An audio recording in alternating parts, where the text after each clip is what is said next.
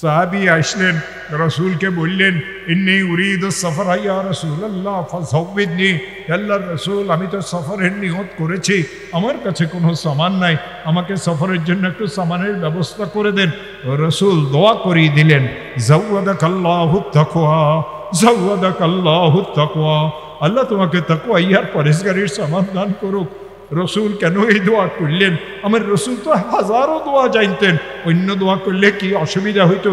কুরআনে কারীমের একটা আয়াত সম্পর্কে আমার রসুলের একটা ইরশাদ আছে, ক্বালা রাসূলুল্লাহ সাল্লাল্লাহু আলাইহি ওয়াসাল্লাম, ইন্নী লাআলামু আয়াতান লাউ আখাযান নাসু বিহা লাকাফাতহুম। ও আমার উম্মতেরা, ভালো করিয়া শুনো, আমি রসুল কোরআনের একটা আয়াতকে জানি, আমি কোরআনের একটা আয়াতকে চিনি। যদি কেউ এই আয়াতের উপরে আমল করে, এই আয়াতকে যদি কেউ শক্ত করিয়ে ধরে, দুনিয়া এবং আখিরাতের সমস্ত সমস্যার জন্য এই আয়াত যথেষ্ট হয়ে যাবে। ওয়াতালা রাসূলুল্লাহ সাল্লাল্লাহু আলাইহি ওয়াসাল্লাম, ওয়া মান ইয়াত্তাকিল্লাহ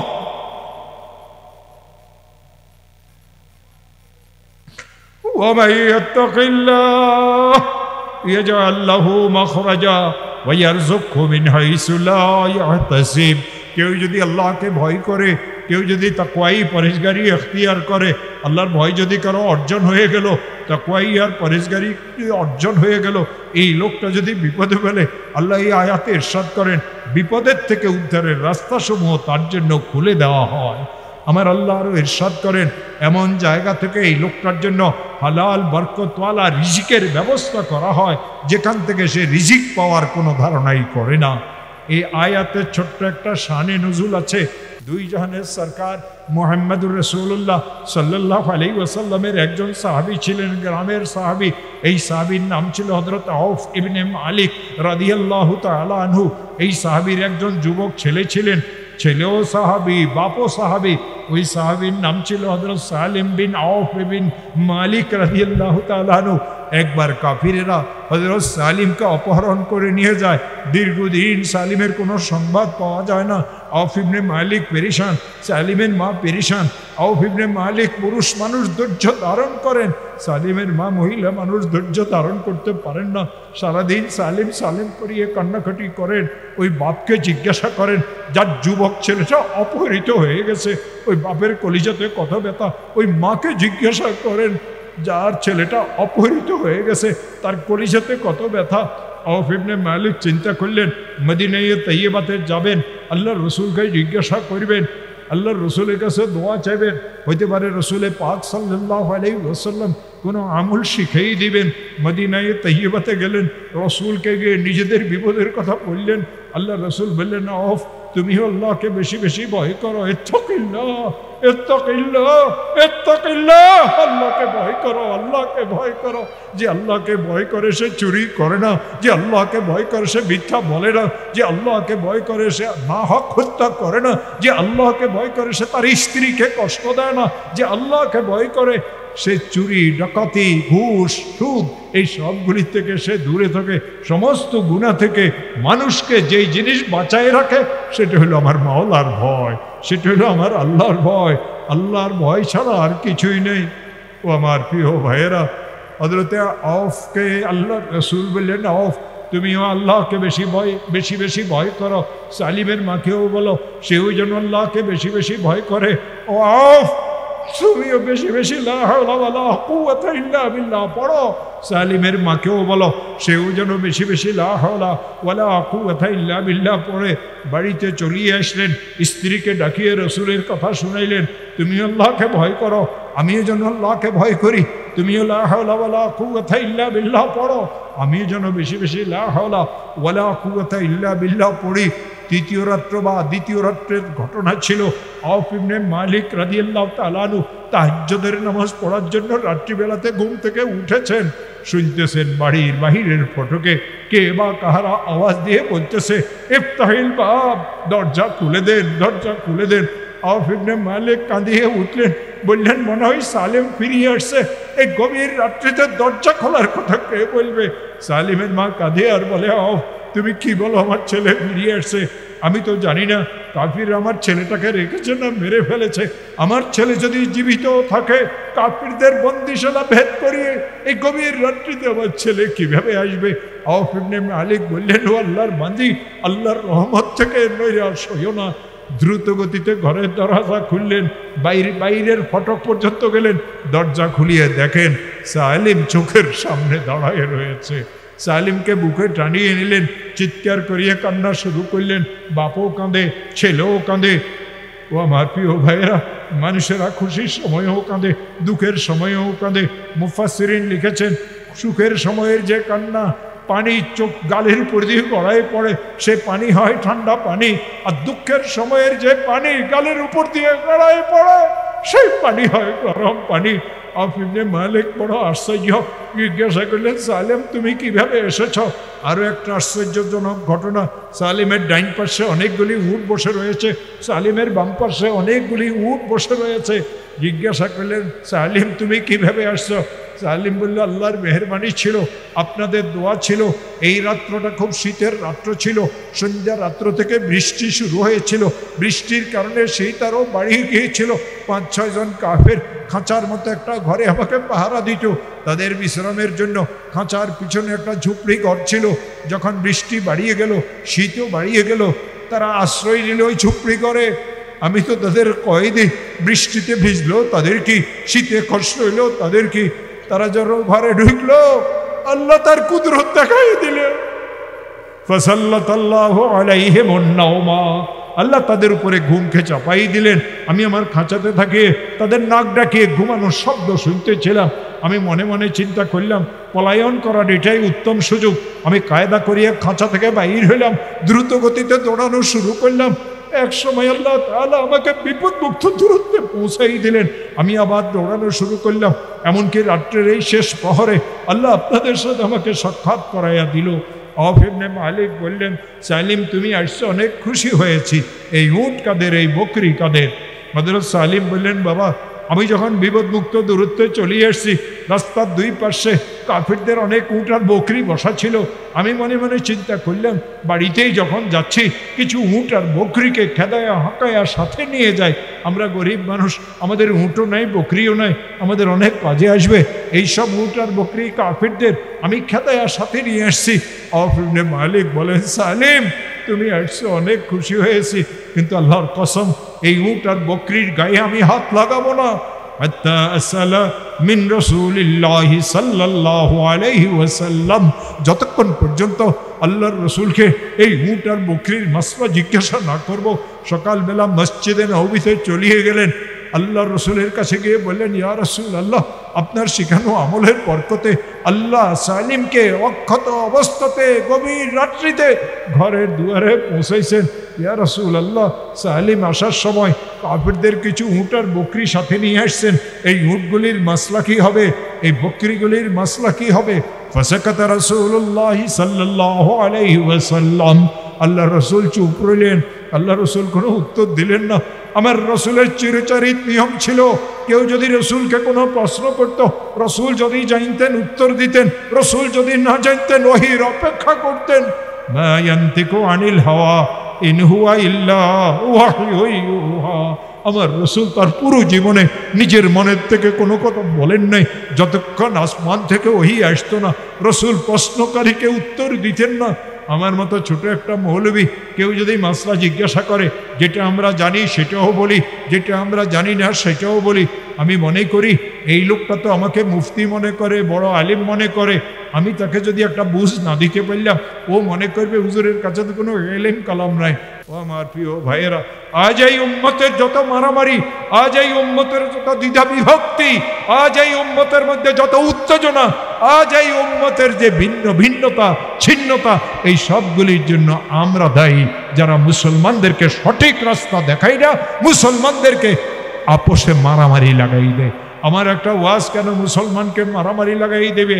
ও আমার প্রিয় ভাইয়েরা, আপনি যদি মৌলানা সাহেব হন, আমার যদি কোনো ভুল হয়, কেন আপনি ওয়াজের মধ্যে আমার বিরুদ্ধে কথা বলেন? কেন আপনি আসি আমার সাথে কথা বলেন না? রাসূল সাল্লাল্লাহু আলাইহি ওয়াসাল্লাম তো আমাদেরকে ভিন্ন হইতে বলেন নাই, আল্লাহ আমাদেরকে ভিন্ন হইতে বলেন নাই। আপনারা কি আল্লাহর কোরআন আর রসুলের হাদিস পড়েন নাই?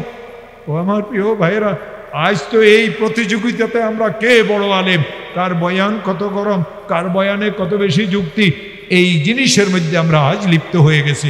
অথচ আমার আল্লাহ কি বলেন, ওয়াতাসিমু বিহাবলিল্লাহি জামিআ ওয়ালা তাফাররাকু, আল্লাহর রশিকে শক্ত করিয়ে ধরো, আপোষে বিবাদ করিও না, ঝগড়া করিও না, বিচ্ছিন্ন হইও না, একে অন্যের দুশমন আর শত্রু হইও না।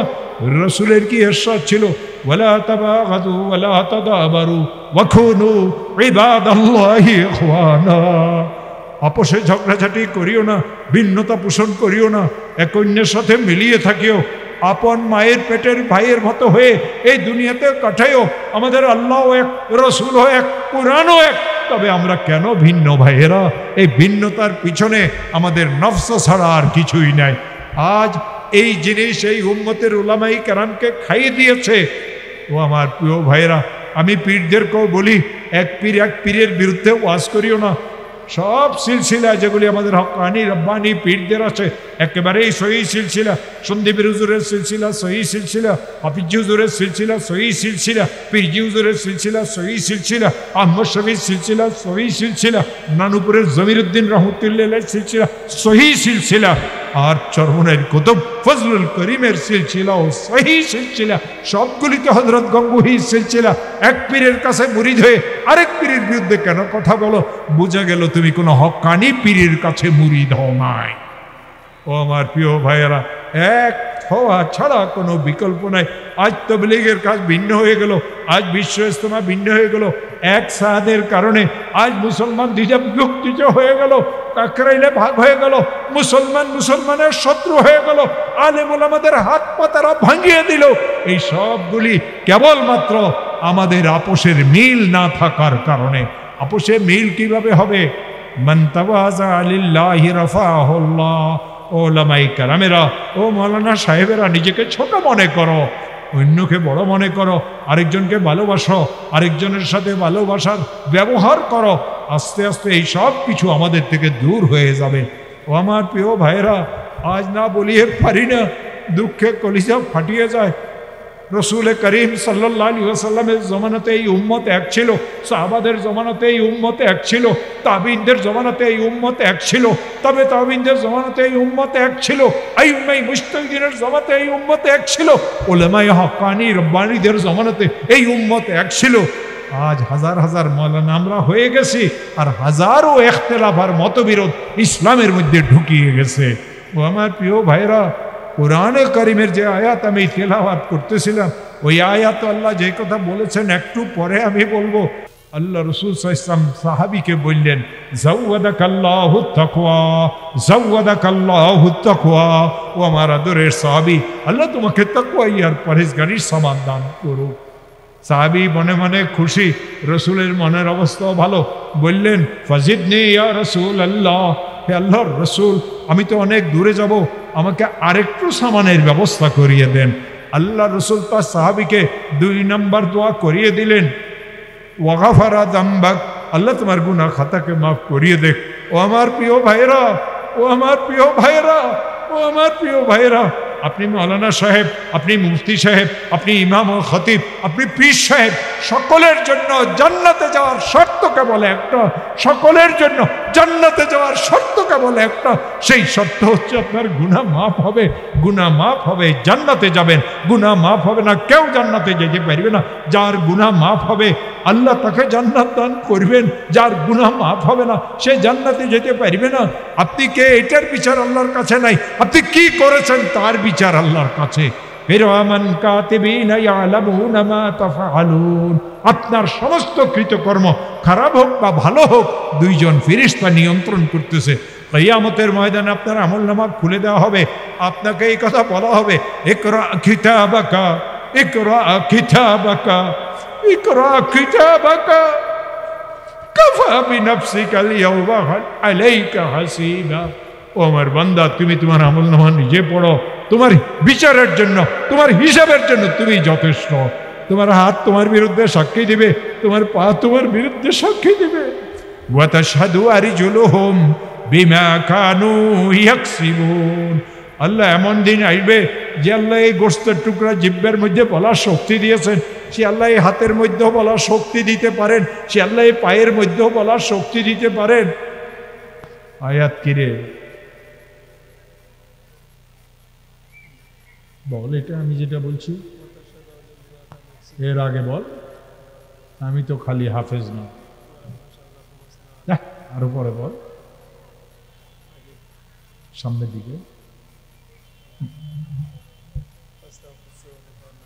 হাফেজ একটাকে বসাই দেখছি সাথে, পারে না, আমি কি করুম, ছাগলও। ও আমার প্রিয় ভাইরা, ও আমার প্রিয় ভাইরা, রসুল দোয়া করি দিলেন সাহাবিকে, ওয়াগাফারা দামবাক, আল্লাহ তোকে মাফ করিয়ে দেখ, ওয়াগাফারা দামবাক, আল্লাহ তোকে মাফ করিয়ে দেখ। আমার রসুল এই দোয়া কেন করলেন, অন্য দোয়া কেন রসুল করলেন না?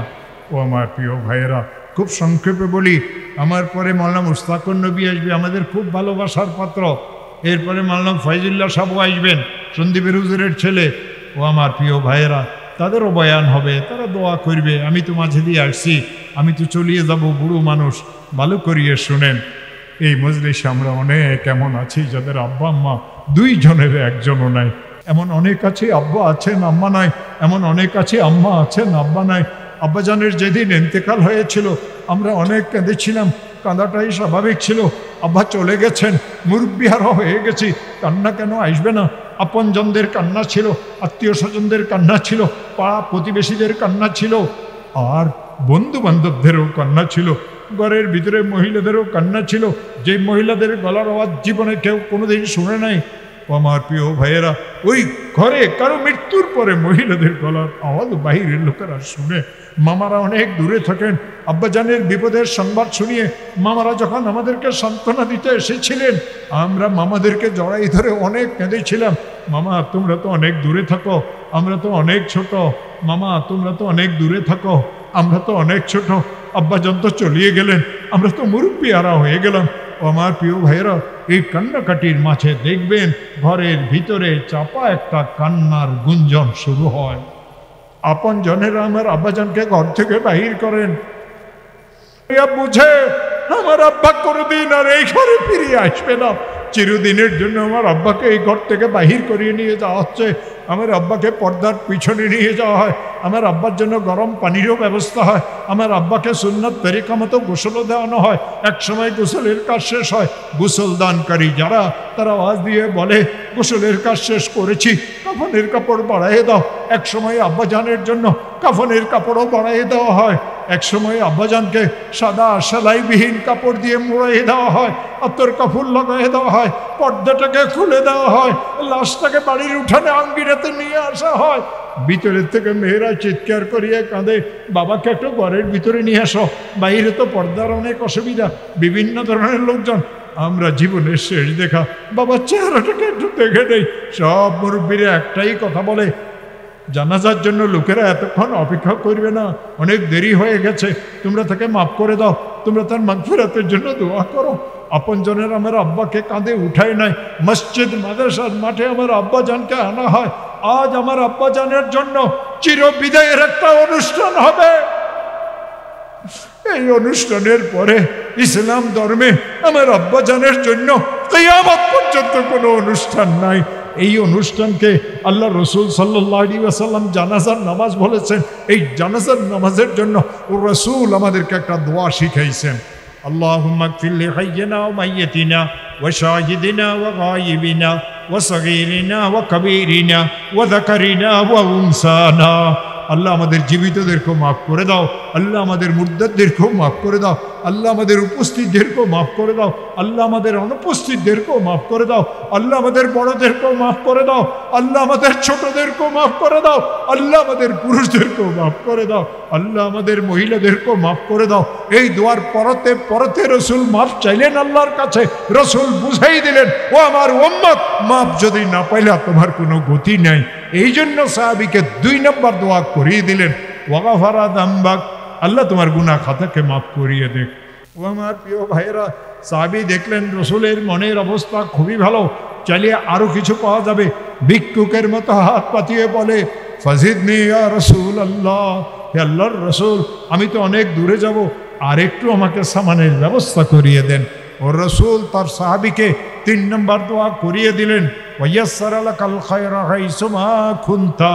ও আমার আদরের সাহাবী, তুমি যেখানেই থাকো না কেন, ঘরে থাকো, রাস্তায় থাকো, দোকানে থাকো, খেতে থাকো, পানিতে থাকো, আকাশে থাকো, দেশে থাকো, বিদেশে থাকো, হায়াতে থাকো, মৌতে থাকো, কবরে থাকো, হাসরের ময়দানে থাকো, আমি রাসূল তোমার জন্য দোয়া করি সর্বস্থানে আল্লাহ যেন ভালো জিনিসের অর্জন তোমার জন্য সহজ করে দেয়। রসুল তার সাহাবীকে 3টা দোয়া করেছেন। রসুল আমাকে অধিকার দিয়েছেন আমিও যেন আপনাদেরকে ওই 3টা দোয়া করি। قال رسول الله صلى الله عليه وسلم العلماء ورثة الأنبياء وإن الأنبياء لم يورثوا دينارا ولا درهما وإنما ورثوا العلم। আল্লাহ রসুল ইরশাদ করেন, আল্লাহ রসুল ইরশাদ করেন, আলিমগণ নবী রসুলদের ওয়ারিস।